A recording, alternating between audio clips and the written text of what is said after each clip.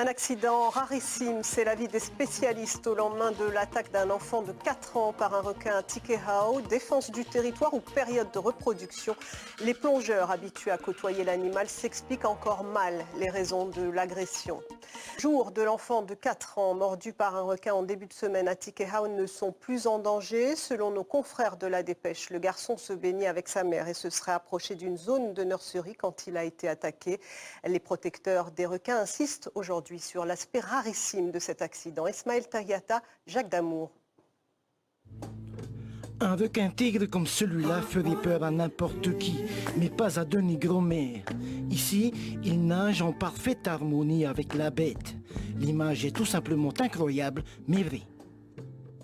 Donc hier, on a fait une plongée super sympa dans le courant avec un mur d'une vingtaine de requins. Et voilà, après en termes de ressenti avec les requins, c'est vrai quand on est dans leur milieu et qu'on n'est pas intrusif mais qu'on se positionne juste en tant que spectateur, il n'y a pas, en tout cas pour ma part, il n'y a pas de sentiment de peur ou voilà, on a vraiment l'impression juste de les observer dans leur milieu et ils ne sont pas du tout agressifs. Malheureusement, un accident peut survenir à tout moment. La preuve, il y a 4 jours, un enfant de 4 ans s'est fait mordre à la jambe par un petit requin à Tikehau. Aujourd'hui, il est hors de danger, mais que s'est-il vraiment passé?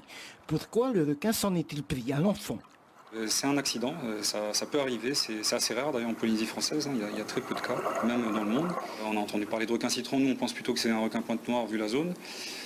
Quelle est la taille du requin et pour quelle raison il aurait mordu l'enfant, ça on a très peu d'éléments. Ça peut être une question de territoire, effectivement les requins sont des animaux territoriaux et donc ils défendent en fait leur territoire tout simplement. Alors c'est une des possibilités, ça peut être pour d'autres raisons.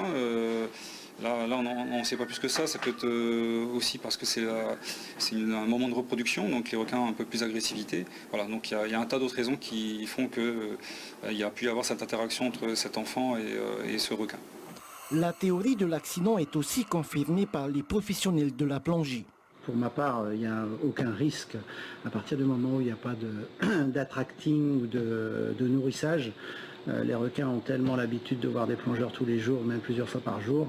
On les côtoie sans aucun problème, on les approche, ils s'approchent, quelle que soit la période de l'année, que ce soit en hiver ou en été, il n'y a absolument aucun problème. Les spécialistes sont unanimes, le requin est sauvage et dangereux. Et il serait faux de dire qu'il mangerait un surfeur, un plongeur ou un baigneur délibérément. Il n'attaque pas l'homme, l'homme n'est pas dans son menu, mais par contre, en fonction du comportement que peuvent avoir les humains, il peut être attiré et puis mordre pour voir la nature de la proie qu'il va avoir devant lui.